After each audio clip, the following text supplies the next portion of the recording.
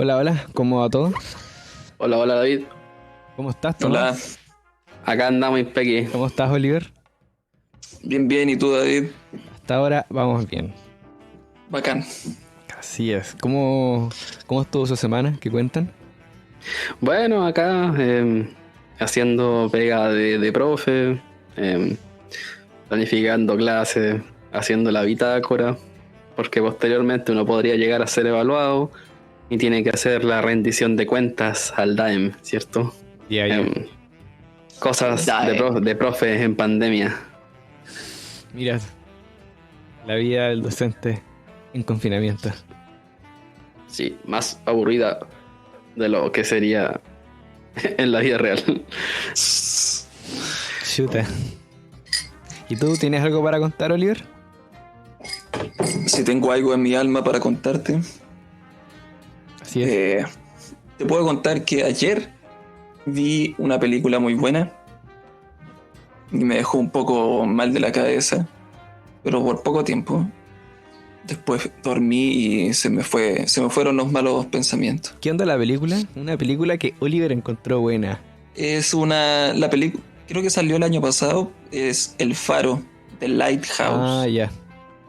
Sí, como de terror psicológico. Sí, el mismo director de Midsommar, si no me equivoco. Parece, sí, el Robert Eggers. Y bien buena, súper buena, en realidad. Súper intensa porque son solo dos personajes toda la película. Dos personas actuando. Bueno, actúa William Dafoe. Y este gallo de Crepúsculo, ¿cómo se llama? Ahí sí que no sé, pero tengo entendido yo El que la película Pattinson. son dos Robert personajes. Pattinson. Sí, pues son dos Ya, personajes. son ellos dos. Ah, claro, sí, pues son dos. Bueno, William Dafoe, que es el cuidador del faro, que vive en el faro, vive en una isla. Bueno, la historia se sitúa como a fines de 1800. Y llega Robert, o sea, ¿cómo se llama? Pattinson, personaje este gallo, llega a trabajar para allá. Se supone que 2 semanas. Y el terror psicológico comienza cuando se supone que al cabo de 2 semanas no lo van a buscar. Ah, Claro, entonces se queda más tiempo ahí trabajando como perro para este viejo. Y empieza a ocurrir todo tipo de desgracias y maldiciones. Rígido. chuta. Bien buena, bien buena. Y el faro queda así, ¿dónde? Muy lejos. Sí, pues como una isla de Inglaterra, supongo. Nueva Inglaterra. Ah, Sí. ya. Sí, había dicho que creía que era el mismo director de Midsommar, pero no, estoy equivocado ahí. Ya. Corrijo, el director de Midsommar es Ari Aster y el del Faro es Mm, Robert Eggers. sí. Cierre paréntesis. Buena. Nada, pues lo recomiendo. También la música es súper buena. Oye, Eh, no mucho más hab- que decir al respecto. hablando de faros que quedan muy lejos, ¿han conocido usted un faro que, bueno, en el rubro como de los marinos, que los marinos tienen Ujú. como una rama que son los que operan los faros, po? Sí, pues. Hay un faro acá en Chile que se llama el Faro Evangelistas. Ya. Los Evangelistas, una cuestión que queda muy, pero muy lejos. Em, de hecho, más al sur del Golfo Penas, así como en el. Como por el. Como por el Golfo de los Chonos, creo que por ahí queda. Queda muy lejos. Y claro, los que están ahí tienen que pasar con un cierto abastecimiento. Y bueno, como tú decís, pues, como lo van a pasar a buscar cada cierto tiempo, los relevan. Em, Sí, pues. La cosa es que en mi familia hubieron varios personajes, entre ellos mi abuelo y su hermano, que trabajaron de marinos, pum, y algunos de ellos trabajaron en el Faro Evangelistas. Es decir, estuvieron allá unos meses, todos los, onda, Faro, la isla, un pequeño muelle vacío, brígido, así. Hoy de más por las noches, esto. Sí, eso es muy... Despertarse con las puras olas así. Mm. La Increíble. voladita. Sí, el faro de evangelistas. ¿Queda, Los evangelistas. ¿Queda lejos de la costa? ¿Decías tú? Muy lejos de la costa. Ya, ya. Es que, loco, es una isla súper aislada. No solo del archipiélago que por lo general hay en la zona austral, sino que alejado de todo. Es como una cuestión que está ahí en medio de la nada. Y Ya. estamos hablando de que, puta, mis tíos abuelos trabajaron ahí, ponte tú, los años 30, Ya, ya. los años 40, Mm. sí. Onda con una radio quizás, así como para comunicarse con la base que estaba a kilómetros, quizás cientos de kilómetros de distancia. Yo diría que es una isla más recóndita incluso que la isla famosa Isla Friendship, así. Mm. Las islas. La isla marciana. Tengo entendido que las islas Claro. Friendship igual son recónditas. Sí, que están en medio de un canal, supuestamente. Entonces eso es lo que hace que sean como difíciles de llegar, así. Mm. Ya, ya. Pero no, tampoco se sabe cuáles son, pues. No se tienen sospechas nomás de cuáles serían las famosas ya. Islas Friendship. Algunos dicen que va cambiando lugar. Ya. Sí, pues eso yo he escuchado. Claro, ya. Sí. Y de ahí dicen que hay vida extraterrestre y la bola. Sí. Exactamente. Claro que hay una comunidad de seres con un intelecto elevadísimo La voladita. y poseen la cura de todas las enfermedades y qué sé yo. Eso no lo había escuchado. Que poseen la cura de todas las enfermedades. Claro, hacen una invitación, así como que llaman a ciertas Sí, personas y les invitan a visitar la isla. Y al parecer todo lo que ocurre, así toda la base donde estaría supuestamente toda esta actividad, estaría bajo tierra de la isla. Ya. Ah, Entonces uno llega a la isla y hay un peladero, pero se meten subterráneamente a la base y ahí todo va pasando. A propósito de las conspiraciones que hablábamos la semana pasada. Mm. Oye, y Oliver, ujú. ¿has visto The Witch? No. Que es del mismo loco. Pues. Sí, pues, del mismo loco. Eso mismo te decía. Esa yo No, la cacho. única película que he visto de Robert Eggers. Ya.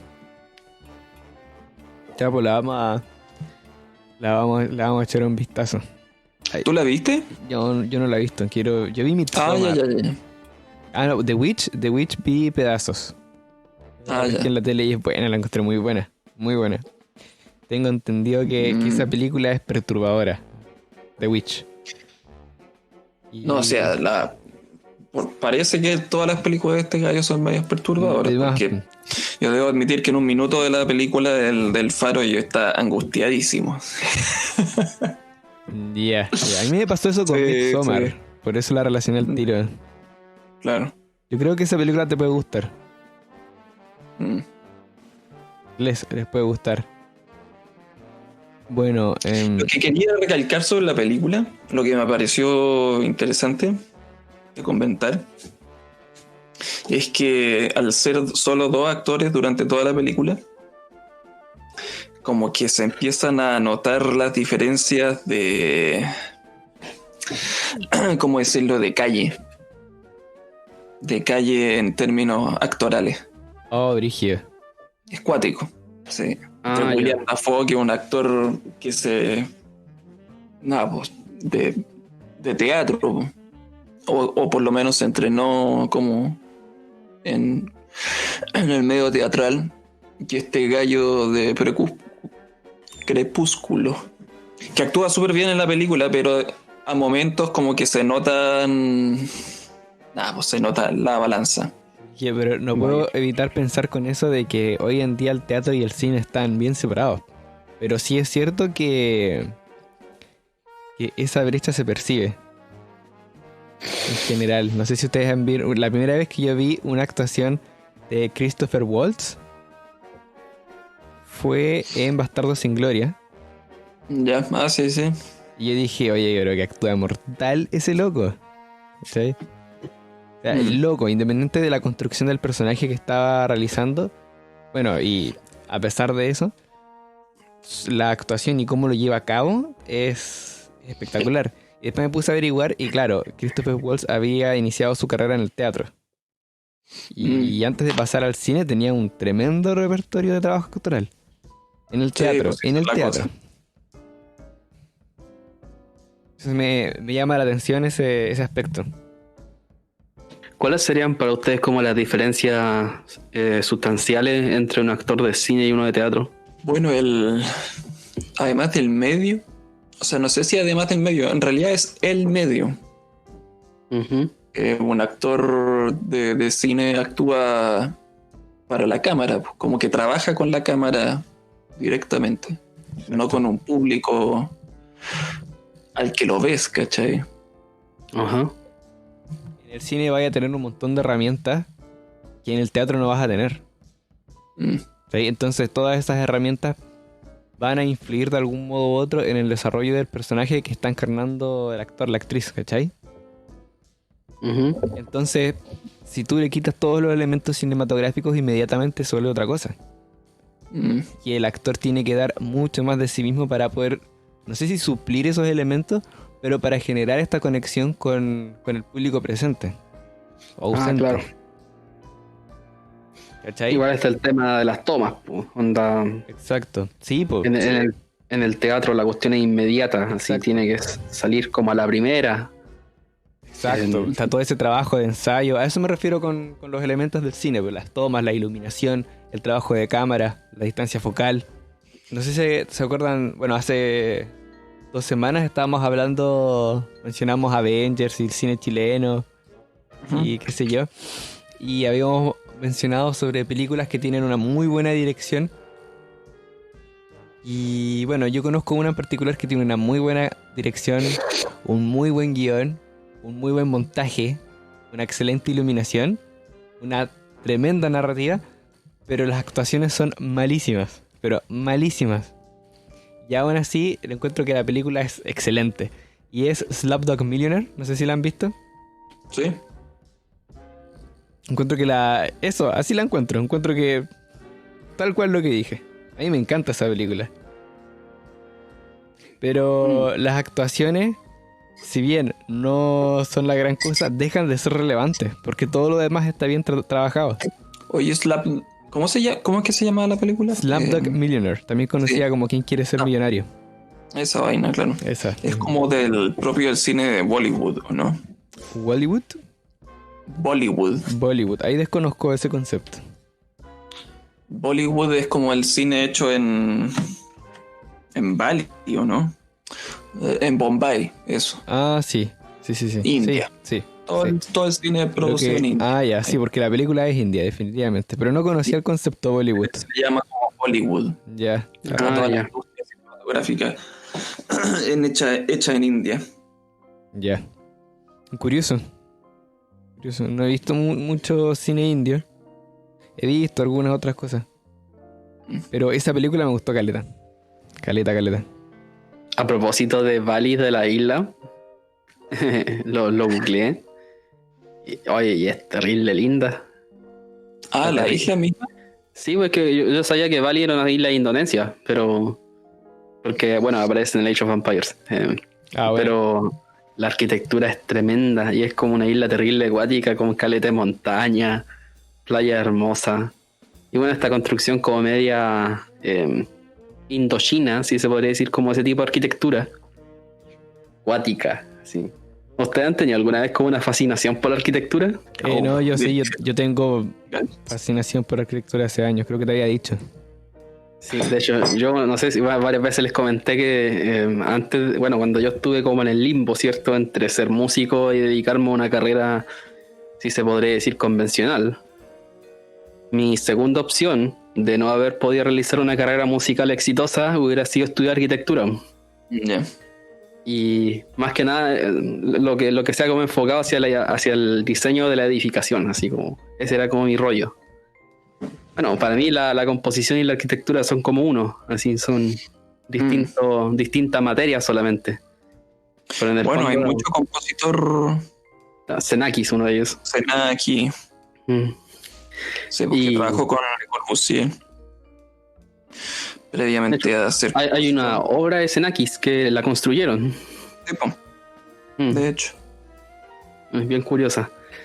Y claro, ahí lo que me llama como la atención de la arquitectura, si se podría decir, de la Polinesia, así como de las civilizaciones que hubieron antes en la Polinesia, es como la semejanza que tiene como con la arquitectura de las pirámides mayas, ponte tú, o aztecas. ¿Ustedes han averiguado alguna vez sobre cómo son las pirámides en las distintas culturas? Sí, alguna vez en mi vida estuve pegado con ese tema. Es fascinante. Pareciera ser que la casa y la pirámide son como lo que casi todas las culturas tenían en común.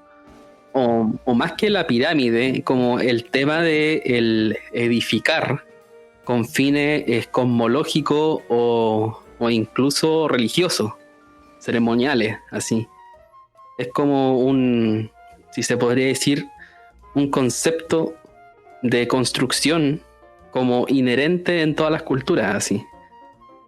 El tema de elevar algo para cuando uno quiere estar más cerca de la actividad espiritual, pues, uno. Y lo otro es como la sabiduría con la que está hecha la vivienda también. Algo muy sencillo, ¿cachai? Si uno compara desde la ruca mapuche hasta, no sé, la yurta mongola o etcétera, son como modelos de construcción muy sabios, así, el cómo están hechos. Una sabiduría muy sencilla, si se podría decir. O bueno, si uno compara, por ejemplo, la vivienda, no sé, ya de algo más sofisticado, como de lo que sería Venecia, ¿cierto? Hablamos de viviendas con agua, a como son las viviendas, no sé, de los pantanos de Vietnam, o incluso de los palafitos chilotes, así. Claro. Todas ellas comparten como una estructura muy funcional, pero sabia, es decir, con los elementos justos construyen una cuestión que perdura por mucho tiempo. Los palafitos, ponte tú, les cambian tronco. Yo creo que desde que lo hicieron hace como 250 años atrás, ahora recién quizás le están poniendo algo distinto, pero son como troncos o maderas que crecían en el entorno y que con eso se levantaron y nunca se cayeron. Claro, si uno lo hubiera hecho ahora con maderas prensadas, ahora esas cuestiones se pudren y se dan para abajo al toque. El alerce. Alerce, entre otras maderas. Bueno, eso fue como el paréntesis arquitectónico. Creo que nunca me he hablado de arquitectura en este podcast. No. O al menos de algo parecido. Es re bonito. Me fascina esta cuestión. Es re bonito.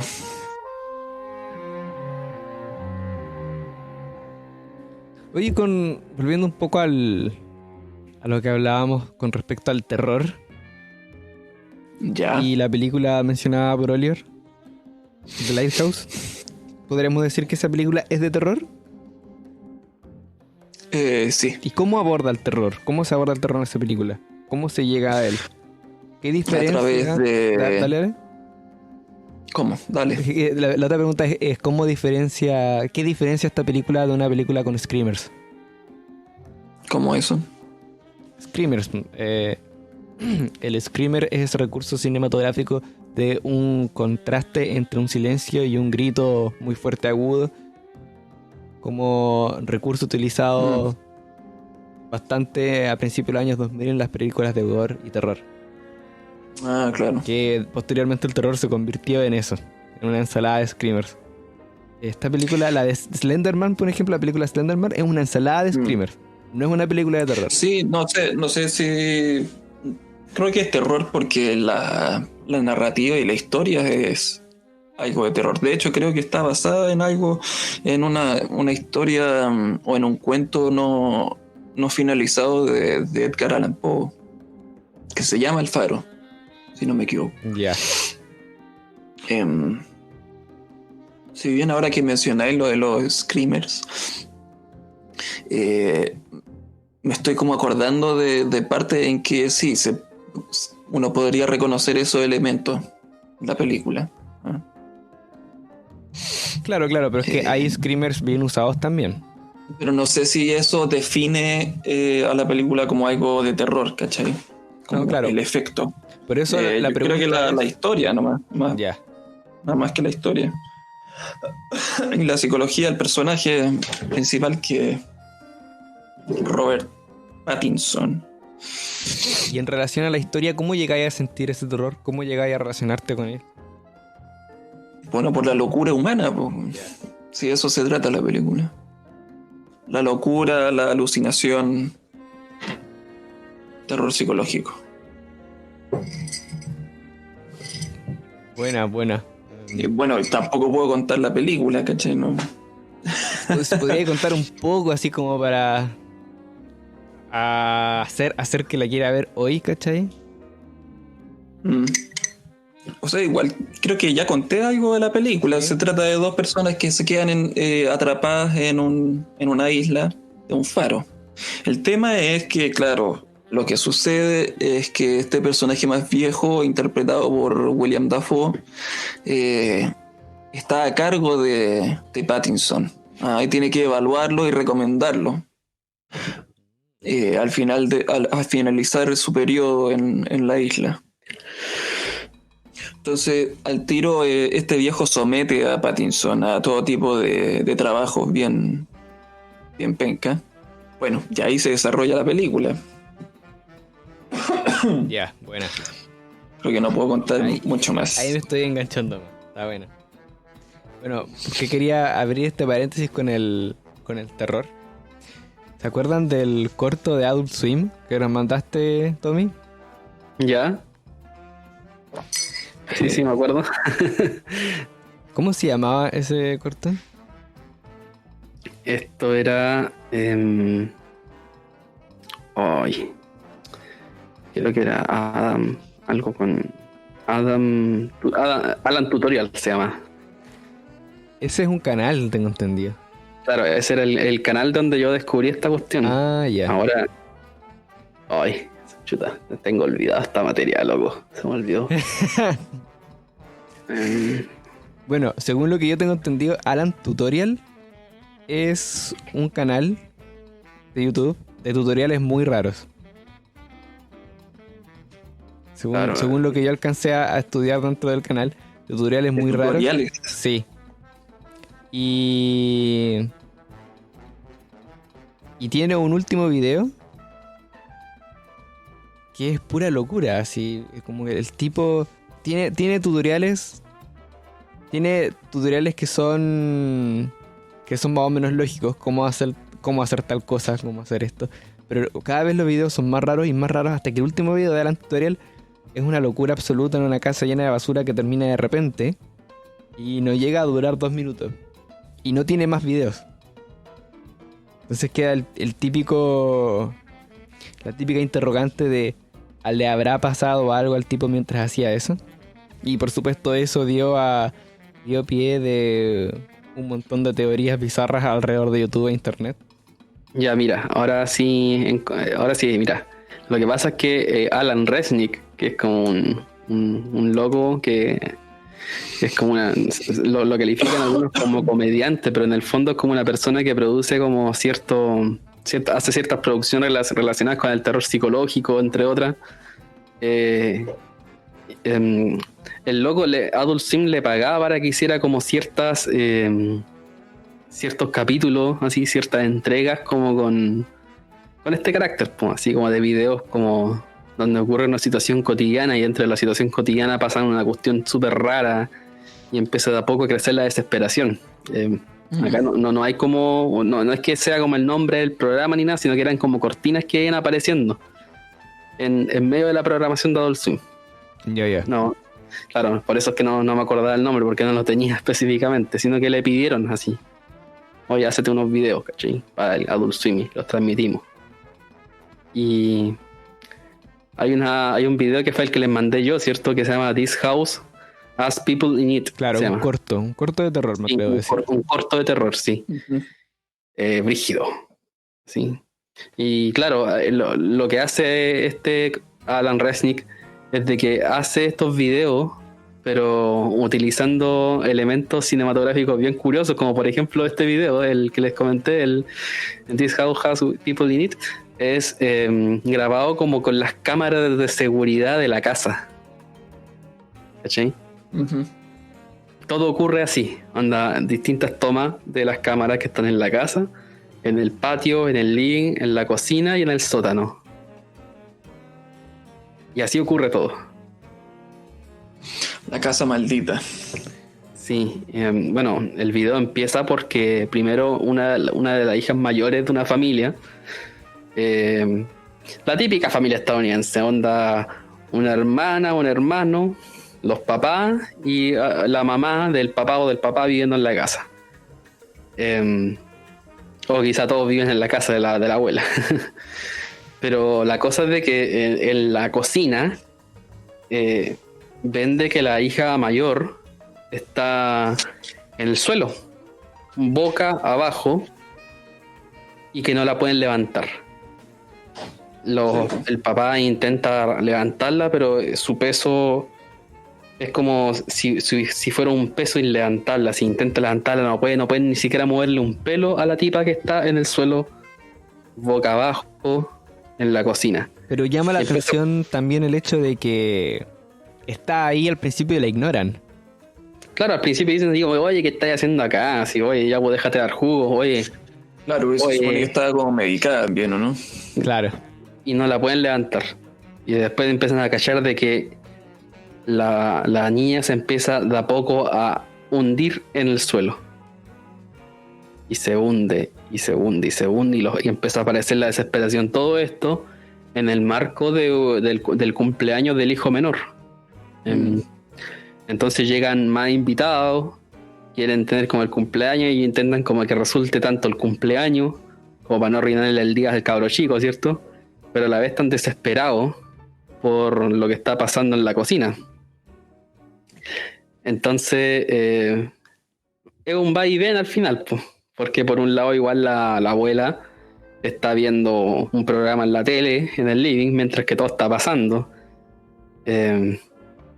Bueno, la cosa es que finalmente la hija mayor se hunde a tal punto de que ya el suelo es tragada por el suelo. Entonces empiezan a cachar de que la hija empieza a descender hacia el sótano. Entonces todos van hacia el sótano. Y desesperado, así como que la cabra chica empezó a descender, empezó a atravesar el suelo en dirección hacia el sótano y y empieza ahí el terror porque la mamá es como la que está en otra, así ya es incontenible su desesperación, el padre también. Entonces el cumpleaños finalmente está yendo a la punta del cerro así. ¿Sí? Y bueno, ese es como el tipo de terror de este corto. Muy intenso. Y bueno, Alan Resnick hizo otros videos más que son del mismo corte, es decir, de una situación muy puntual,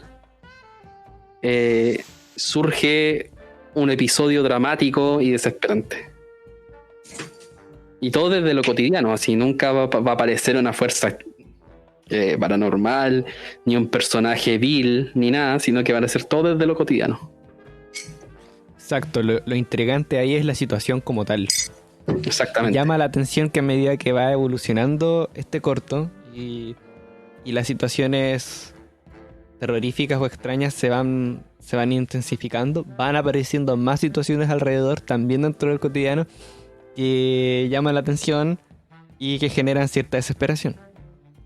Por ejemplo, ahí llama la atención que tienen un hijo chico también, un bebé. Sí. Y se lo pasan a la abuela para que lo cuide, que está viendo tele y no lo pesca. Lo deja tirado en el piso y se va. Y en un momento incluso la casa se empieza a incendiar.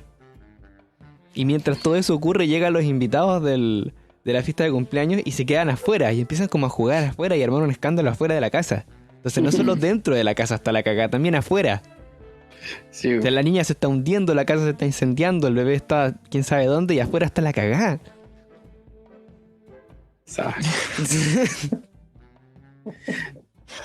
Bueno, lo otro es de que los padres como que no saben a quién diablos pedir ayuda, así como que se dan cuenta de que llamen a quien sea que llamen, no van a poder hacer nada, así. Es cuático. Bueno, y esto está en YouTube. En Ya. YouTube. Está en el canal de Adult Swim. Así es. This house has people in it. Ujú. Así que bueno, ahí la recomendación. Sí, si quieren pelar el cable, vean a las producciones de Don Alan. Don Alan. Bueno, todo esto, cuando mencionaste a Alan Tutorial, claro, al final es como una creencia de que Alan Resnick hizo estos videos. Hay cierta Como una hipótesis. creencia. No, porque no hay como una declaración así como No yo hay una hice autoría este video. clara. Claro, sino que fue un canal que apareció y algunos le han atribuido, debido a lo bizarro que es el canal, le han atribuido la autoría a Alan Resnick, Ya. aparte que se llama Alan Tutorial. Ah, Sí, pues hay gente que, bueno, han hecho sus teorías, sus postulados sobre de que Don Alan, el que hizo estos videos, como en una especie de experimento. ¿Cachai? Pero igual, pues ahí lo que siempre me ha dado curiosidad es que frente a estos como enigmas de YouTube o enigmas de la vida, si se podría decir, siempre como que las personas aludidas mantienen un silencio cómplice, así. Claro. Es decir, se quedan terrible piola, mientras que todo el mundo intenta discutir y hace foros sobre la cuestión y 1500 comentarios en el último video del canal planteando sus teorías. Yo creo que es imposible que estos comentarios no le hayan llegado a Alan, po. Y que él quizá como reaccionó así, sino que, qué chistoso, piensan que soy yo. O si soy yo, pero no les voy a decir, ¿cachai? Pero Claro, y que otros canales se pongan a hablar de eso también. también, Se genera una bola de nieve, pero gigantesca. sí, po.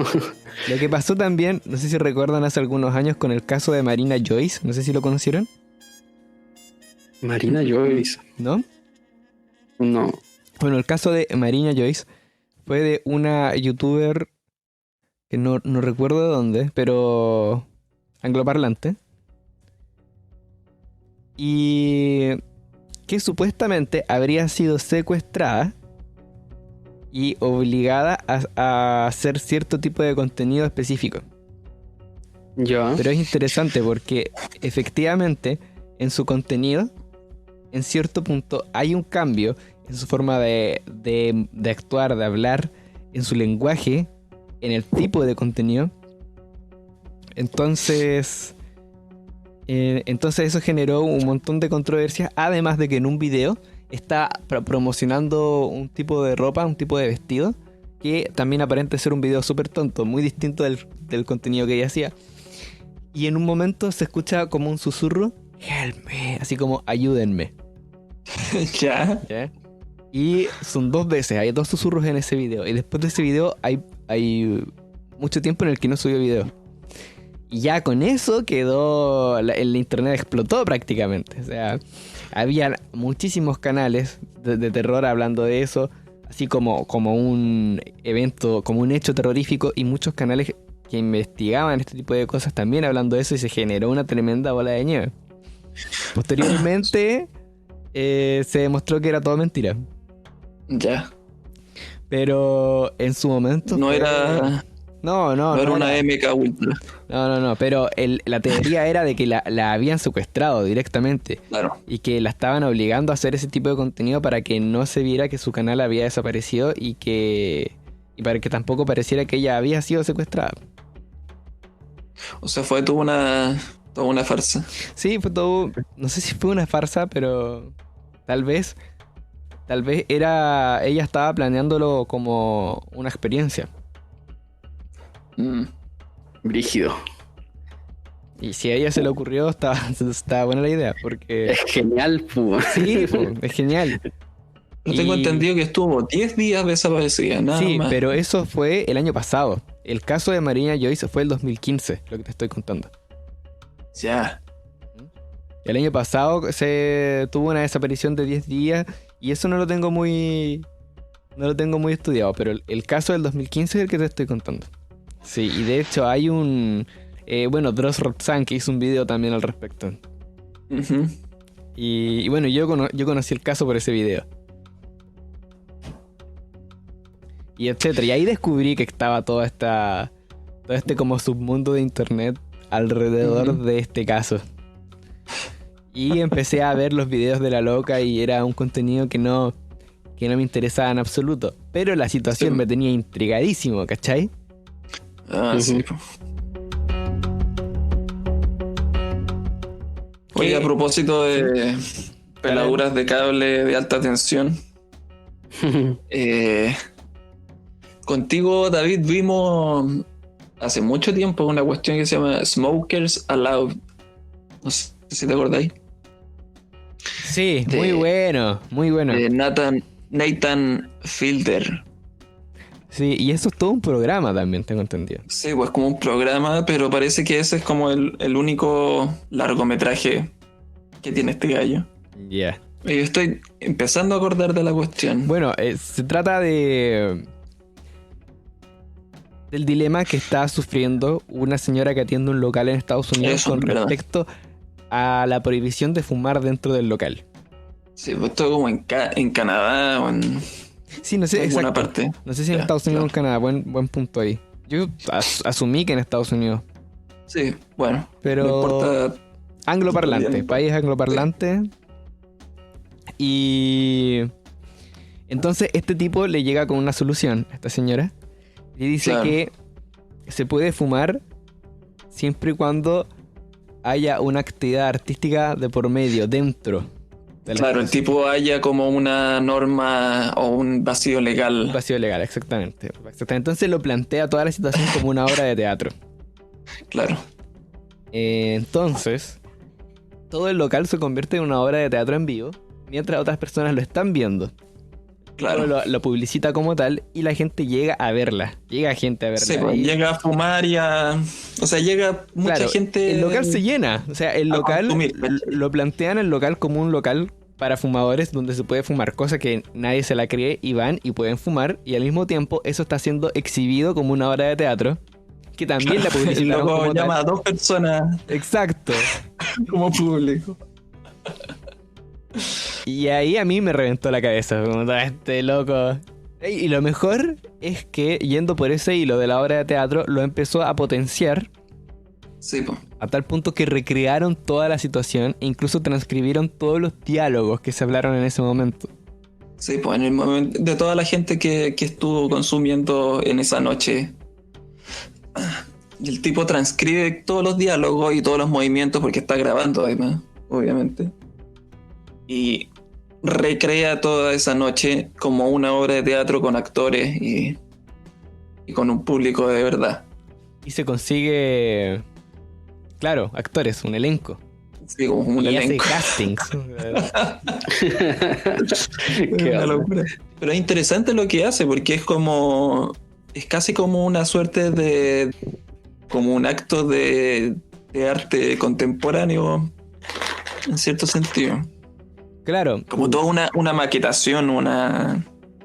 una performance, lo siento yo. Sí, po. Aunque todo es una gran Exactamente. performance. Pero de principio a fin. Exacto, todo, el todo. Desde que el tipo contacta a la tipa del bar. En un momento muy chistoso porque cuando ya está la obra transcrita y está haciendo el casting, llama a la dueña del bar para ver si puede interpretarse a sí misma en esa noche. En la noche que se grabó la obra, digamos. Y le hace leer su propio diálogo, o sea, lo mismo que ella dijo esa noche. Y como que no le parece y al final termina contratando a otra persona para interpretar a la dueña del bar. Es loquísimo. Loquísimo, esa parte me pareció genial, como que no le resulta el diálogo. Lo dijo ella, es notable. Claro. Como es muy absurda. No me convence lo que dije. No tengo por qué estar de acuerdo con lo que digo. Claro. Claro, un poco de No, eso. qué locura. Y eso también muestra la brecha que hay entre, por más que se te parezca a ti lo que tienes que hacer, actuar no es lo mismo que ser uno mismo. Claro, también, sí, pues. Pero No sé, ya estas cosas que se ponen en juego sin necesidad o que se plantean sin, sin la pretensión de ser obra de arte. exacto. ¿Cachai? Sin la pretensión de ser otra cosa. O sea, Yeah. la situación es un hecho. O sea, es un hecho que hay vacíos legales. Es un hecho. Es un hecho que hay fumadores y no fumadores descontentos con la ley. O sea, no sé si saben ustedes que en Japón no se puede fumar en la calle. Por ejemplo. Claro, sí. Pero hay como cabinas para los fumadores. Pero hay locales donde los fumadores sí pueden fumar. Interesante. Sí. Bueno, y desde el punto de vista artístico también, dentro de la reflexión que un concepto Al final hay interesante- una reflexión. Po, Ah, sí. porque él le pregunta, disculpa, Sí, dale. le pregunta a la dueña del bar qué le pareció la obra. Porque ella fue público en la performance de la obra al final de la película. Y le dice que no entendió nada porque era como ver gente conversando. Y después le pregunta a una de las actrices que participó en la obra y la actriz le dice que le parece increíble, que es súper interesante, que le recuerda a tal y tal referente del arte del teatro contemporáneo, etcétera, bla, bla, bla, bla. Y es como, es loquísimo, porque como que se pone en juego los mismos dilemas del arte, po. Exacto. El arte para artistas, en gran parte. Y quizás sin querer hacerlo directamente, ¿cachai? Mm. Sí. Sí, curioso. Pero la gente que fue al estreno, por así decirlo, que fue la situación armada con gente normal que quiere ir a un local y fumar, las dos personas que fueron de público a ver eso, sí les gustó por lo que dijeron. Claro, sí le gustó. Y llama la Pero era atención. una falsa, po. Sí, pues, toda una farsa, pero a mí me llama la atención que la obra también se llamó Smokers Allowed, permitidos los fumadores. Me llamó la atención porque como no se puede fumar en un local, sí es llamativo para una obra de teatro que la obra de teatro se trate de gente fumando en un local. Claro. Lo prohibido llama la atención, básicamente. Sí, po. Independiente de lo que sea. Mm. Pucha, esta cuestión, la película que estamos comentando está en Vimeo, creo. Creo que es la única parte en donde se puede ver. Y hay un par de momentos en donde el audio no funciona. Chuta. Sí. ¿Pero eso como parte de la película o como un problema? No, porque al parecer hay que pagar para ver la película. No está como en una plataforma de streaming. Además que Vimeo, que alguien la subió de manera pirata. Y quizás por eso hay dos partes en donde el audio no funciona, como para evadir derecho de autor, etc. Claro, y está con un filtro también de reflejo. Claro, Filtro espejo. esa es la única desgracia. Oye, pasando a otra cosita, tú, David, ¿nos tenías algunos temas? Sí, hay una cosa que me gustaría comentar. Buena. Así como para seguir pelando el cable De alta de tensión. alta tensión. Tuve una vez también una cosa que quiero conversar contigo, Oliver, Ya, sobre los videos de Pablo Nogueira. ya. Y Claro. chuta, Sí. ahí Ahora me hay, estoy acordando. ahí hay un descubrimiento. Sí, para mí fue un descubrimiento cuando... obviamente cuando lo descubrí. Claro. Fue, o sea, no fue como un descubrimiento bonito porque... Nada, me pareció que era es una persona que... como que le habla a una generación, ¿o no? Como de gente... No lo había pensado, pero te doy la razón desde ya. No sé si una generación o como un tipo de mentalidad o... O tal vez una cultura. Sí, exacto, sí. Nada, no sé qué te pareció a ti, qué te parecen los A videos. mí me parecen Gallo. geniales. Absolutamente geniales. Yo debo admitir que dejé un poco. Le dejé un poco la pista a los videos de este gallo. Sí, yo no los he visto todos. Pero bueno, aclarando un poco la situación. Y también para Tomás, si es que no los conoce. Los videos de Pablo Nogueira están en su canal de YouTube como Pablo Nogueira. Y llama la atención un tipo de videos denominados El Otro Día. Eso sí. ¿Eh? Y el primero que tú me mandaste fue El Otro Día Experimentos. Donde Ya. Sí. estos relatos, él va leyendo o narrando o contando, no sabemos, relatos que empiezan como una situación muy simple, muy normal, muy común, muy cotidiana, pero que se sale completamente de toda norma posible. No sé si de un momento a otro o algo muy gradual.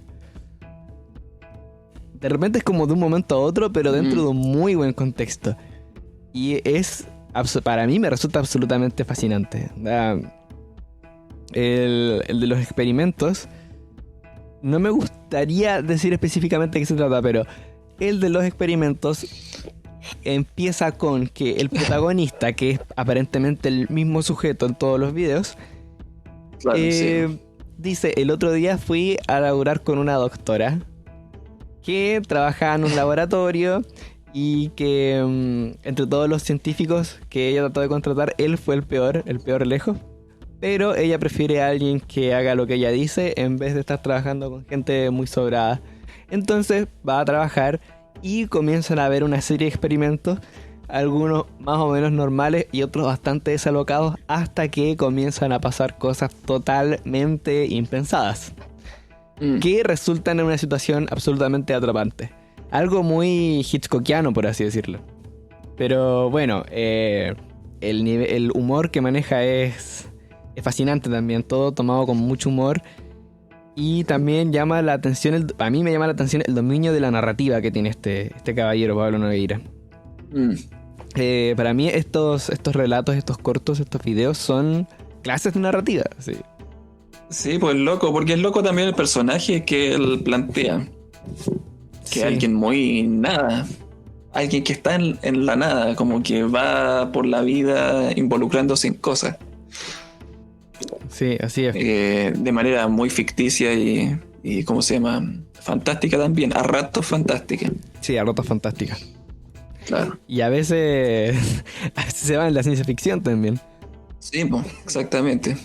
A mí, ¿sabéis qué me pasó? Que la primera vez que lo vi me acordé de este dibujante que se llama Don Hertzfeldt. Ah, ya. No sé si lo cacháis. Sí, sí lo cacho. Sí, Rejected. Sí, Rejected, claro. Y tiene otro, The Meaning of Life. Sí, The Meaning of Life, exactamente también. Me pareció, bueno, por la obvia similitud entre la técnica como de dibujo, etcétera. Claro, no Es aclaramos como eso, hacer monito. que Pablo Nogueira es dibujante y los cortos transcurren con sus dibujos. Faltó... Sí, po. Cierro paréntesis. Dale nomás. Eso es una animación. Nada, pues me pareció que hay una similitud obvia, ¿ah? Entre cómo se construyen los personajes de manera gráfica. Y Claro. la técnica también de animación. Claro, la estética. Ahora, las temáticas que se tratan son diametralmente diferentes, obviamente. Exactamente. A mí me costó pensar en esa similitud cuando lo vi justamente por esa razón. No. Pero tiene sentido. Sí, Sí, la estética... Que Nogueira habla como mucho de la cultura popular también. Sí, y la cultura cotidiana también. O sea, Exacto, sí. muchas veces me Como el pienso... drama cotidiano de una persona que está como tratando de hallarse o de hallar actividades. Y Claro, a veces por interés y a veces por presión también. Me gustaría comentar el del abuelo también. El capítulo del abuelo. ese capítulo es bonito también porque, bueno, este personaje que siempre tiene la misma cabeza, ¿eh? El mismo dibujo de cabeza. representa un poco, obviamente, al mismo Pablo Nogueira. El mismo creador, Nogueira, alterna a este personaje entre historias cargados a lo ficticio y a veces quizás asumimos el público como algo autobiográfico o autorreferente. Entonces en el capítulo del abuelo es muy bonito porque alude como a un abuelo que, nada, no sé si es muy argentino, pero muy choro. Pero Muy choro, muy loco. muy loco, sí. Un abuelo que no está ni ahí con nadie y tiene toda la calle encima. Claro, y que no le importa nada tampoco. No le importa nada. Así que recomendadísimo.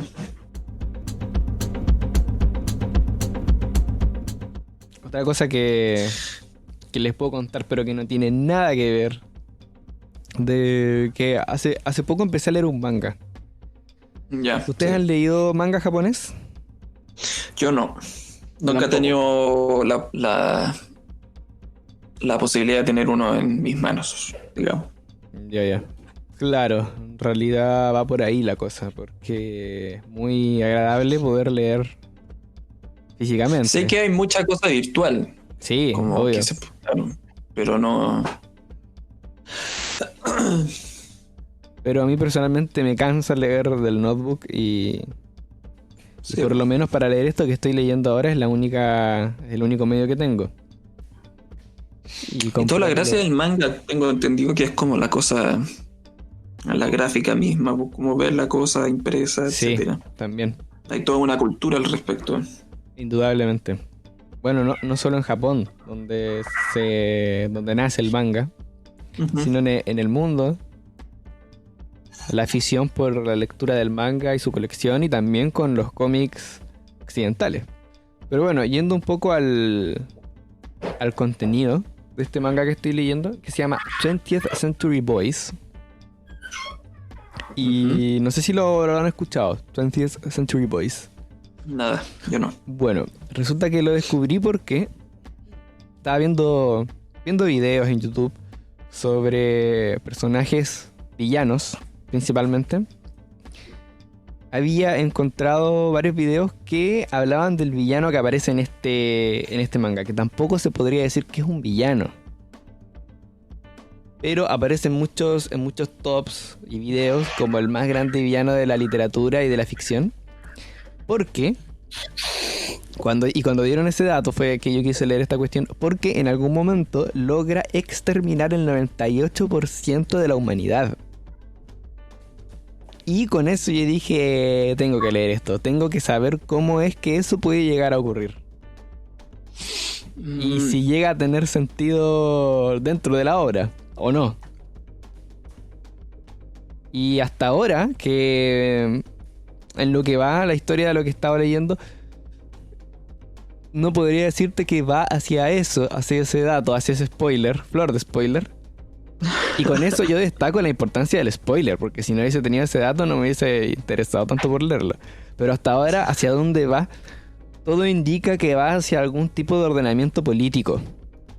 Ya. Y va por ahí la cosa. Político y sectario. Porque en el argumento hay una especie de secta que tiene un símbolo, que es el símbolo de este personaje que se llama Friend o amigo. Que él dice que su único propósito es hacerse amigo de ciertas personas, de las personas. Y las personas entran a la secta con la intención de hacerse amigo de él. Y ya son cientos de miles de personas las que están acá. Y eso mismo empieza a generar ciertos tipos o niveles de disputas con grupos políticos y grupos religiosos. Y ellos también hablan de que va a haber una purificación. Pero justamente cuando hablan de que purificaron a alguien es que lo mataron. Entonces la purificación va a ser un exterminio. Bueno, y eso, entonces empiezan a ver en este mundo, tiene una cierta similitud con el libro It de Stephen King, en el sentido de que hay un grupo de niños y esta obra transcurre en distintos tiempos, en distintos periodos cronológicos. que son 1969, 1971, 1979 y 1997. O sea que hasta el momento no hay información entre el 79 y el 97. Entonces, ahí hay mucho tiempo del que no se sabe nada. Tampoco queda muy claro qué pasó entre el 73 y el 79. Pero sí hay más o menos un poco de claridad sobre lo que va a ocurrir entre el 69 y el 61. Porque hay mucha información del 69 que es cuando estos son niños y se conocen. Y como parte de su amistad forman un símbolo. Y el símbolo es este símbolo de la secta. Ya. Y también ocurre que en el año 97, donde está transcurriendo todo esto, empiezan a haber suicidios, asesinatos y desapariciones. Y siempre este símbolo aparece con alguna relación con las personas que han desaparecido o se han suicidado o han sido asesinadas. Siempre aparece en algún lugar. Por ejemplo, hubo una desaparición de una familia completa y en la casa de esta familia estaba el símbolo grabado en la pared. Y posteriormente ocurre un supuesto suicidio que es de uno de este grupo de amigos. Y este amigo le habría mandado una carta a otro de los amigos, al protagonista, y en esa carta estaba el símbolo. Y también aparecía una carta normal diciendo que quería volver a estar en contacto con él y que lo iba a contactar pronto y que quería volver a verlo. Entonces da a entender que su suicidio no fue un suicidio. Y así. ¿El suicidio de uno de los amigos, de este grupo de amigos, que son varios amigos. Pero un grupo, no son dos personas. No, es un grupo de amigos, son como 5 amigos. Y uno de ellos se acaba de suicidar supuestamente. Claro. Y al mismo tiempo él era profesor de una universidad bastante prestigiosa, era profesor como de ingeniería, algo así. Entonces nadie podía creer de los amigos que él se hubiera suicidado, ni tampoco su esposa. Entonces el protagonista va a investigar a la universidad y resulta ser que algunos de sus alumnos tenían una polera con el mismo símbolo. Entonces ya ese símbolo te empieza a reventar la cabeza. Entonces, más o menos eso. El símbolo comienza a romperte la cabeza. Claro, porque aparece en todos lados y no hay una explicación de dónde sale, por qué. Pero más o menos hay una idea de que este símbolo tiene que ver con esta secta y que esta secta la dirige un líder. Entonces tiene muchos rasgos del fascismo. Entonces... Sí, esa es la vaina. Esa es. Entonces, lo interesante es que siempre va a estar el dilema de quién es esta persona, porque no le muestran la cara, de quién es este amigo. No le muestran la cara y si se la muestran tapada con un paño y en el paño, por supuesto, está el mismo símbolo. Entonces, constantemente te están dando a entender que alguna de las personas del grupo de amigos podría ser este líder. Y a través del guión te entregan pistas de quiénes podrían ser o no ser. Entonces es para volverse loco. A mí me pasa eso por lo menos. Que ya tengo ahí en la pieza así un diagrama con los hilos. Este tipo dijo esto, entonces puede ser, pero este también lo dijo. Y entonces este dijo entonces puede no ser. O de repente yo creía que era uno y a ese lo mataron. Y te muestran la muerte. Entonces no puede ser porque está muerto, ¿cachai? Así que bueno, ahí lo dejo. 20th Century Boys. Trabajando. Sí, los niños del siglo XX.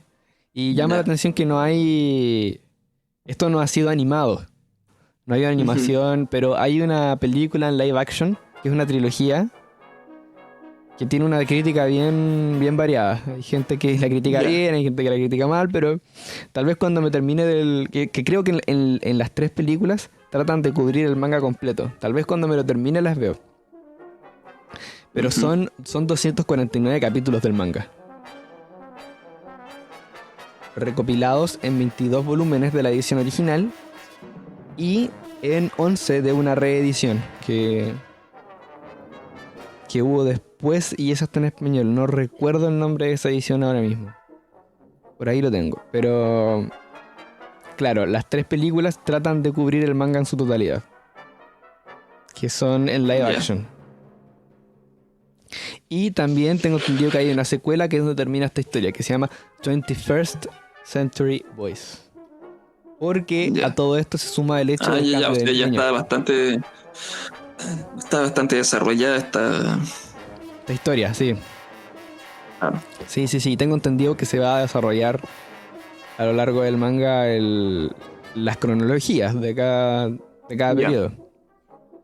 Ah, Y que todos estos elementos se van a ir conectando. Otro dato interesante que hasta el momento, el único o uno de los pocos datos que te dan dentro de la historia del argumento, en el año 79, que está el protagonista conversando con alguien que no revelan quién es. Y resulta que el protagonista está tocando guitarra porque tocaba en una banda que después deja. Pero la persona ya. con la que está hablando, estaban hablando así como echando la talla con respecto a hacer música y llegar a llenar un estadio. Y él le dice, así como insinuándole, me gustaría llegar a llenar el Budokai. Ya, claro. Y la cosa es que la persona con la que está hablando le dice, llenarlo.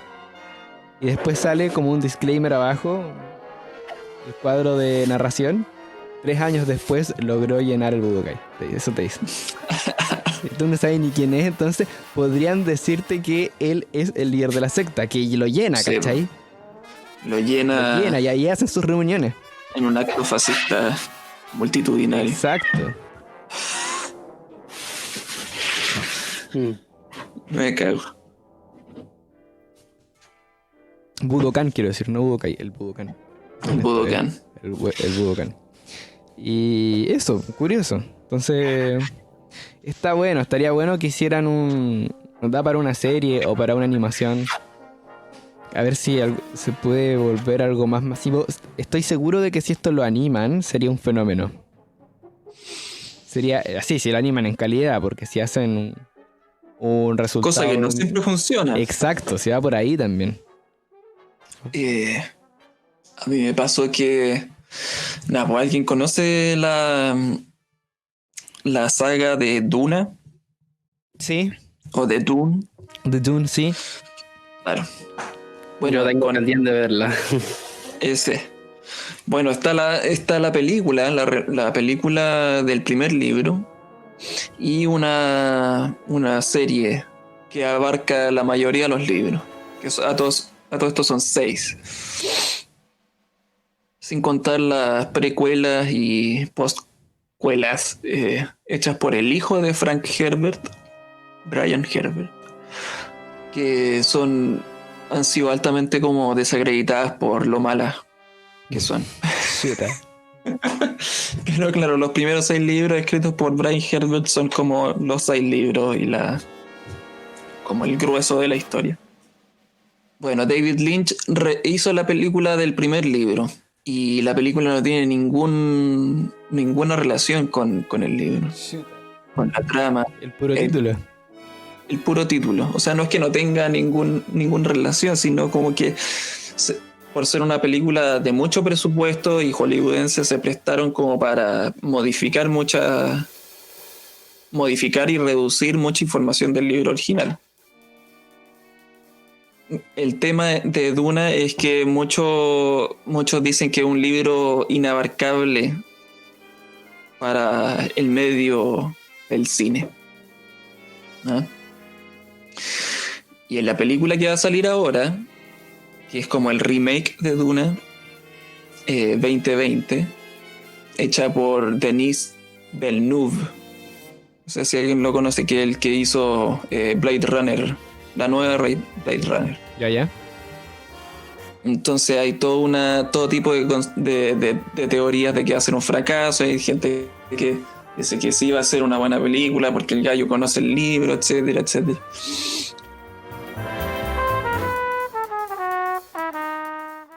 ¿Y tú leíste todos los libros? Sí. Wow, ¿podrías contarnos un Pero poco? Tendría, eso tengo que decirle que yo creo que tendría que contarles para otro capítulo porque tengo que pegarme una revisada para no. Yeah. Una revisada, sí, una revisadita mínima. Entonces, Porque a esto yo los leí hace 10 años o más. Ya. Entonces no. Pero por la noticia de que se está haciendo el remake, como que he estado nada, po, como empezando a acordarme de etcétera. Ya, buena. Igual, siguiendo un poco la línea de la frustración con respecto a las obras que tal vez no han sido llevadas a cabo en un formato cinematográfico. Bueno, hay muchas que comentar, pero por lo menos a mí me pasa con el libro It de Stephen King. Ya, sí. Ese libro a mí me encanta. Con esta película, claro. Y la han llevado al cine, bueno, hay dos veces más reconocidas, que una es la miniserie de los años 90, que ni sé quién la dirigió. Y la película de... Y la película de Andy Muschietti, del 2017, en dos partes. Parte 1 del 2017 y la segunda parte del 2019, creo. No sé si 18 o 19, pero... O creo que 18, pero bueno. La cosa es que la miniserie de los 90s, que está como formato película de 3 horas 15 y una miniserie en 3 capítulos, creo. Es malísima, en general, es malísima. Malas actuaciones, mal lograda, mala dirección, pero la actuación del tipo que hace del payaso es espectacular. Buenísima, sí, tremenda. Y llama la atención ese contraste entre una actuación muy buena dentro de una película más o menos. Y bueno, la película de Andy Muschietti está buena, a mí me gustó harto, está muy bien lograda, buenas actuaciones, buena dirección. Me gusta también que lo haya logrado un director que no es gringo. Sí, el director es argentino, algunos actores son gringos y la película se rodó en Canadá. No podemos decir, una película gringa o una película argentina porque el director es argentino. No, una película que buscaron de muchos lados cómo hacerla y buscaron dónde hacerla. Me llama la atención eso. Y la película la encuentro bastante buena, entretenida, pero aún así no está al nivel de lo que te plasma el libro.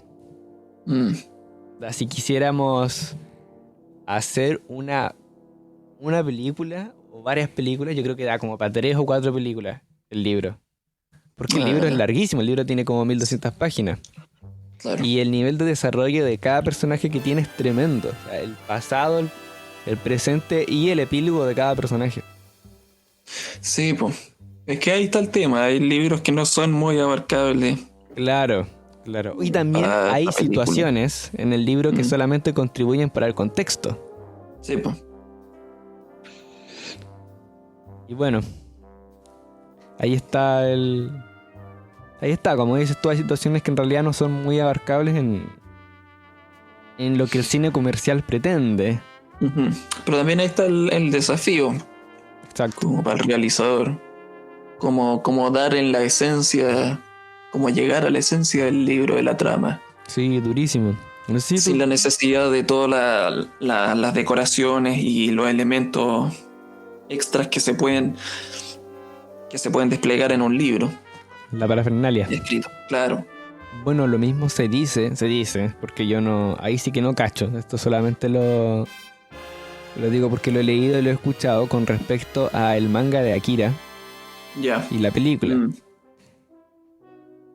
Que a mí la película me gusta caleta. Directamente encuentro que es una de las mejores películas que he visto. Claro, y lo que más se conoce, creo. Yo también lo atrevo a decir. Ya. Que es lo que más se conoce. Que está basado en un manga a su vez. Y el manga ni lo he leído. Solamente leí un capítulo. Y sería. Ya. Pero mucha gente que sí ha leído el manga dice, no, que la película nada que ver con el manga y qué sé yo, y que... Ya, está bien, pero más allá del hecho de que la película tenga o no tenga que ver con el manga, la película está buena. Sí, po. Entonces lograron basarse en... Y ahí como que da un poco esta frase, basado en. Lograron basarse en los elementos para crear algo. Po. Pero por otro lado, la película sí se llama Akira y la película de It se llama It. Pero bueno, no sé si tú, Tomás, cargas con esa frustración. Como de malas representaciones. Claro, no sé si malas, pero tal vez insuficientes o que a ti no te generen la satisfacción necesitada. Bueno, para eso tendría que más o menos decirles qué obras he leído y a cuáles de ellas le han hecho películas. Bueno, igual no a todas me han interesado ver las películas. Podría quizás hablar de algunas buenas experiencias que tuve leyendo algo después viendo la película. Por ejemplo, cuando estuve en la media, así como en primero medio, algo así, mi profesora de lenguaje me hizo leer un libro. Y bueno, yo por lo general nunca me volví muy fanático de las lecturas que nos hacían hacer en el liceo. Pero había un libro que se llamaba La Cruzada en Jeans. Ya. Y que trataba sobre un niño que tenía, por así decirlo, un pariente que trabajaba en un laboratorio y que estaba trabajando en una máquina del tiempo. La cosa es que hicieron una prueba con él y lo llevaron a la Edad Media. Y él andaba así como vestido como... Bueno, él era futbolista, le gustaba el fútbol. Entonces andaba vestido como con las cosas del fútbol, que venía como llegando del liceo así, y llegó al experimento. La cosa es que lo lanzaron a un lugar y después no pudieron encontrar la coordenada en la que lo arrojaron. La cosa es que el Lolo queda como atrapado un buen tiempo en la Edad Media. Sí, en la Edad Media, ya. Ah, sí. Sí, entonces el loco empieza ya a ver como qué voy a hacer, po. Como para ya no me pillaron, tengo que moverme, estoy en medio del bosque, hay animales, qué sé yo, ¿cachai? Y la cosa es que él como que sale así a buscar como si es que hay civilización o algo y se pilla con un montón de niños marchando, ¿cachai? Y él los sigue así como que se siente un poco refugiado en el ambiente y decide ir con la cruzada. Y ahí se entera de que era una cruzada dirigida por unos frailes con el propósito de recuperar Tierra Santa. Los locos le dijeron, convencieron a los niños de que al ver la inocencia de los niños, ¿cachai? Y amparados por la misericordia de Dios, los musulmanes se iban a rendir, ¿cachai? Entonces tenían que cruzar toda Francia, tenían que cruzar la cordillera, ¿cierto? Ir en dirección a Tierra Santa y bueno, es una locura la cuestión, porque y acá voy a hacer el spoiler carepalo nomás. Al final todo era una farsa. Se enteran de que es una farsa y que en verdad se llevan a todos esos niños a Italia para ser vendidos como esclavos. Chucha. ¿Ya? La cosa es que, bueno, la película igual, es como de esperarse que son... medioevo? Sí, pues. Ya. Si todo esto ocurre en el medioevo. Las cruzadas y toda la weá. Sí, pues sí. Bueno, detrás de la cruzada de los niños, así como después empezaron a callar como si fallaba la cruzada de los niños, iba la cruzada de Ricardo Corazón de León. Ya. Cacha. En ese momento el contexto histórico. Oye, ¿y quién es? No me preguntes actores. La cosa es que Histórico. bueno, como es de esperarse, la película ocurre las cosas muy rápidas, hay muchos detalles que no ocurren. Por ejemplo, hay una escena en que los niños tienen que cruzar la cordillera y varios mueren, ¿cachai? Esas cosas no van a aparecer en una película. Igual es como tipo estilo de dirección o de animación, como la especie de Crónicas de Narnia, así como una cuestión muy inocente, muy donde la violencia es como alivianada. Sí. Ese tipo de cosas, ¿cachai? Bueno, la cosa es que llegan. La cosa es que le empiezan a enviar desde el laboratorio como cartas con botellas, ¿cachai? Así para que la encuentre este loco y finalmente encuentre una botella con una carta que dice, oye, quédate en tal lugar porque ahí vamos a mandar la coordenada, ¿cachai? Y finalmente el loco vuelve al presente. Me hizo recordar de eso. No sé qué otra película más he visto con respecto. Pero tu reflexión acerca del libro. Bueno, terrible. Ya, claro. ¿Cómo se llama el libro? Y bueno, La Cruzada en Jeans. Eso. Disculpa. Sí, ¿y qué había preguntado tú? ¿Quién era Ricardo Corazón de León? Un príncipe, ¿o no? ¿Aló? Un rey. No, fue un rey inglés. Ya. Sí, uno de los tantos fanáticos religiosos que quiso retomar Tierra Santa. Sí, ya. Ya. Porque la primera cruzada fue la única exitosa, ¿cachai? Pero fue exitosa por lo inesperado, yo creo. Porque en el fondo los musulmanes no se esperaban de que vinieran con un ejército de Europa a liberar Tierra Santa, ¿cachai? Aparte El que, duelo bueno, con Jerusalén Saladino. Sí, po. y Zulés ¿cuánto se Gutiérrez. llama? ¿Cuánto se llama? Bueno, la posición de Jerusalén siempre he encontrado que es, pero asquerosa, así, ubicado en un mar de todo tipo de conflictos, porque separando el mundo cristiano occidental, bueno, tenéis un mar Mediterráneo, tenéis al Imperio Otomano, ¿cierto? En Ujú. todo lo que sería la parte de los Balcanes. Es complejo llegar a Jerusalén. Entonces, hubieron muchos intentos de cruzada, de tomarse de nuevo Tierra Santa, pero fracasaron rotundamente. Uno, porque seguramente habrán ido con unos 50.000 soldados y llegaron 30.000, así. Todos morían en el camino. La Es paga del difícil la ruta de soldado. abastecimiento. Sí, era difícil igual la ruta del abastecimiento. Sobre todo cruzar por donde está el Imperio Otomano.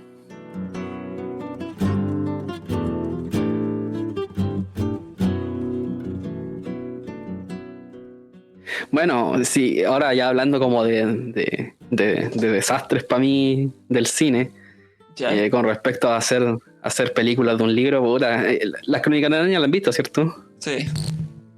Sí, Para sí. mí estaba todo súper bien. Estaba todo impecable con el León, la Bruja y el Ropero, ¿cierto? Claro. El Príncipe Caspian. Pero cuando llegaron a la travesía del Explorador del Amanecer, todo se fue a las Al wifas. carajo. Al carajo. Ese fue el... Y bueno, y de ahí no salieron más, pues. Onda, ahí se hizo notar la desconformidad de cómo hicieron la película con respecto al libro. Ese sería para mí como uno de los puntos que me dolió, así. Sí, po. Como que partió muy bien y se fue al carajo. Sí. Igual que Game of Thrones, etcétera. Al final. Como una maldición con la historia de la Tierra Media y el Medioevo y todo aquello. Oye, a todo esto nosotros acá en Latinoamérica tenemos algunos autores épicos, así, de novelas épicas. No sé si se ubican, hace un tiempo atrás leí unos libros que se llaman La Saga de los Confines, que es de una escritora, si no me equivoco, argentina, es Liliana Bodoc. ¿No? Muy buenos, los recomiendo. Anda, si son fanáticos como del Señor de los Anillos, Warcraft, esas cosas. ¿Ya? Sí, acá tenemos una buena trilogía. Saga de los Confines. La Saga de los Confines son 3 libros. Creo que el orden era, bueno, Los Días de la Sombra, Los Días del Venado y Los Días del Fuego. Ya más o menos podemos imaginarnos cómo va esta cosa, ¿cachai? Cuando termina con la batalla final, Bodoc. etc. Bodoc, sí, Ya. una escritora argentina. Sí, Argentina. Bonita la cuestión. Anda, me gusta a mí porque los protagonistas, por así decirlo, o los pueblos protagónicos, vienen de un pueblo, por así decirlo, un país verde, onda habitado principalmente como por indígenas. Y después llegan obviamente desde cruzando el océano los invasores, porque es como una especie de analogía con el conquistador, ¿cierto? Que viene a atacar el continente nuevo. Onda, un país donde hay una forma, un estilo de vida donde la sabiduría gira en torno a vivir en la tierra, ¿cierto? Sí. Un poco como lo que sería la vida mapuche, ¿cierto? Pero... Y bueno, y dominando el arte de la vida natural, es decir, obviamente con seres un poco fantásticos que dominan la sabiduría de la magia, ¿cierto? De estos lugares, y llegan los del otro lado del mundo, que son más bien sociedades militarizadas e industrializadas, ¿cierto? A destruir este sueño que permaneció intacto por mucho tiempo. La utopía simbiótica. Sí. El ser humano y la tierra. Uh-huh. Oigan, cabros, ¿ya llegó que hayan escuchado de musiquita esta semana? Ay, yo rayando con Mahler. Ya. Sí. ¿Por qué tanto? Bueno, es que... Por la orquestación. Bueno, uno por el fascinante dominio de la orquesta de Mahler, pero Claro. Más que nada porque, no sé, me puse a escuchar mucha música que escuchaba cuando era adolescente, así como Ya. Ya.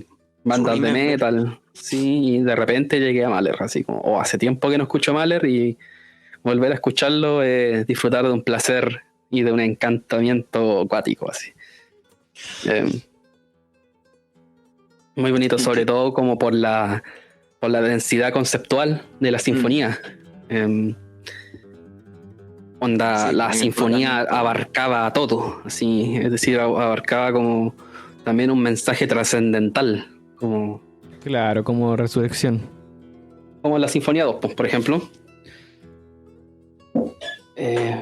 Te vais con un mensaje clarísimo de no tenerle miedo a la muerte, por ejemplo, como una especie como de sinfonismo filosófico, si se podría decir, que bueno, después se vio más potenciado por su coterráneo Strauss, ¿cierto? Richard Strauss, Claro. que se fue más como en esta bola de la filosofía más moderna, como Nietzsche, etcétera, Sí, pues. Zaratustra. Claro, pero en ese sentido, el concepto de Mahler es más optimista, diría yo. Es decir, su forma de ver como la filosofía es más de ese lado, más optimista, más como de dar un mensaje concreto sobre cómo abordar la vida y no tan nihilista como otros filósofos alemanes. Mm.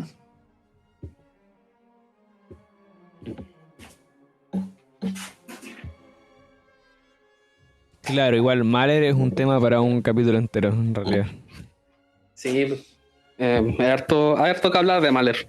No solamente de música, sino que también de su vida. Tuvo una infancia bien dura. Sí. Claro, tenía un papá medio conflictivo. Sí, pues hay como mucha cosa psicoanalítica.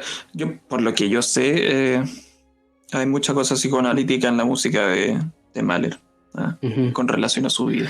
Sí, sobre todo por los traumas de infancia. Es decir, Claro. uno va a encontrar mucho en Mahler estas como canciones infantiles o cosas medias circenses dando vuelta en su música. Bueno, en la Sinfonía 1 pasa eso. Creo que en el movimiento lento es el Fray Jacobo en menor.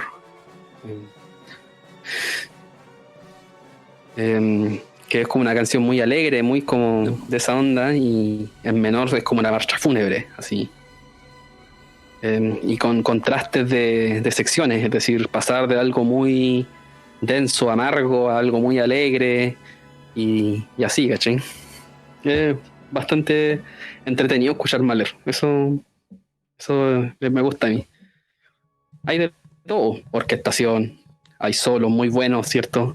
Sobre todo para los bronces. A mí que me gustan los solos de trombón o de trompeta. Y fanfarrias igual. Hay fanfarre, ahí hay buenos solos, así. Hace un tiempo atrás, bueno, el hermano de mi ex polola, él es trompetista, tenía que audicionar para la orquesta metropolitana, acá la estudiantil metropolitana, la OCEN. Y ahí tenía que tocar algunos solos de orquesta y ahí le recomendé algunos de Mahler 4, por ejemplo. Bueno, y obviamente el típico el típico solo de trompeta que hacen tocar en la orquesta, es que, no sé, un Mussorgsky, el cuadro una exposición, siempre bien ponderados para audicionar. Sí, pues. O Haydn, ese tipo de cosas. Y eso ha sido lo que he escuchado por lo menos yo esta semana, así. Harto metal viejo igual. Dimmu Borgir. Bueno, tengo un alumno que es violista igual, ¿no? Anda en el liceo y siempre me va mandando así como obras que le gustan. Así siempre les digo a mis alumnos que me manden la música que les gusta. Y bueno, ahí estoy escuchando Telemann, igual los conciertos para una y dos violas. Re bonitos, la viola, tremendo acuático. Sí. El color, Sí, el un timbre. instrumento. Es un instrumento muy colorístico, así. Es como, diría yo, como de estos instrumentos en que cada cuerda es un universo. Así. Pasa eso igual un poco con la guitarra. Onda, el sonido que uno puede adquirir tocando los pasajes en una cuerda, en la viola se ve resaltado 1000 veces. decir, cada cuerda de la viola, un universo. Sí, la viola es un instrumento definitivamente poco explorado en términos Bueno, igual, Sí, sí. el instrumento de cuerda que tiene más armónico con el contrabajo. Cuático. Y bueno, eso es súper atractivo igual para la música actual, po. Se le ha dado una preferencia a la música para estos instrumentos solos. Es decir, música para viola sola. Bueno, los espacios acústicos de Griseit, la primera parte es un solo de viola como de 12 minutos. Ya. Potentísimo, ¿sí? Onda, la cantidad de sonidos que puede dar este instrumento es brígido. Claro, a eso mismo me refiero con... Buena.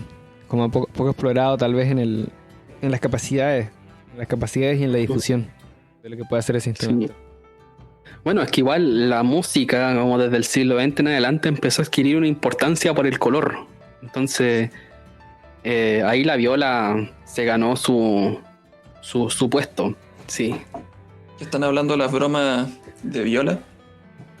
No, estamos hablando sobre ¿no? de que en el siglo XX el color de la música, es decir, la exploración tímbrica, empezó a adquirir como una importancia muy relevante con respecto a siglos anteriores y que la viola se ganó ahí su papel muy protagónico. Desde Hindemith en adelante ya podemos encontrar música con viola bacanas y bueno, Stravinsky igual tiene una energía para viola sola increíble. Bueno, Hindemith era violista, digamos. O no tenía idea. Sí, pues. Sí. Hay un dúo No me equivoco. para cello y viola pulento de Hindemith. Sí, el otro día pensaba con respecto a la viola que tanto se le critica o se le menosprecia. Y hay repertorio para violín que para mi gusto suena mucho mejor en viola. Y me pasa eso con las partitas de Bach. Así. Bueno, eso mismo.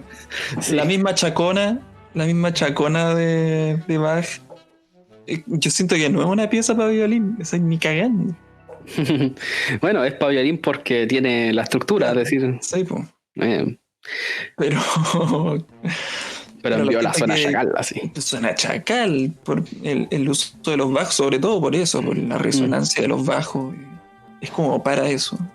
Sí, yo recuerdo cuando estaba, bueno, yo toco mandola, es una mandolina, pero con el registro de la viola. Estuve ahí tocando los arreglos que hicieron para viola de las partitas de Bach y bueno, suenan bacanes. Claro. Bueno, sí. En realidad casi toda la... O sea, no casi toda la música, eso sería como mucho decir, pero mucha música de Bach como que tiende a lo grave, como hacia el registro grave, más que la pirotecnia. Sí. Sí, te entiendo. Es decir, claro. Bueno, igual es compleja la música para violín solo, igual. Sí. Porque es un instrumento de registro soprano, ¿cierto? Y cuando uno compone para música de instrumento solo, uno requiere mucho de la base. Para poder tener una base armónica concreta, necesitáis los bajos. Sí. Y la viola es eso. La viola puede tocar muy agudo para hacer melodía. Obviamente esa agudez va a tener un color especial, muy ahogada, ¿cierto? La cuerda de la viola es media estridente, media chillona, con respecto, por ejemplo, a la cuerda re o sol, o la cuerda do, donde ya el timbre tiene una cosa pastosa, rica. Sí. Claro. Un instrumento muy completo. Yo siempre he bancado mucho la viola. Está dentro de mi top 5 de los instrumentos favoritos. Banquemos la viola, señores. Hashtag banquemos la viola. Exacto, eso. Sí, a la violinista Meidal yo la caleta, pues. Onda, loco. De hecho, compramos una viola media, pues. Sí. Compramos la viola y ahora toca viola. Y yo cuando puedo escribir para viola en Meidal, escribo para viola, ¿sí? Y ya cuando la cuestión está irremediablemente aguda, ahí recién violín. Sí. Oye, vamos cerrando este capítulo. Sí, se extendió caleta. Eso. ¿Estás, David? Sí, aquí estamos. Buena. Sí, bueno, entonces vamos cerrando. Nada más que decir que entonces si llegaron hasta esta parte del capítulo y les gustó el contenido, por favor den like, comenten y comparten en sus redes. Suscríbanse para seguir participando de este programa. Esto fue Quien Telonea y nos vemos en el próximo episodio. Chao, chao. Chao, chao. Chao, chao.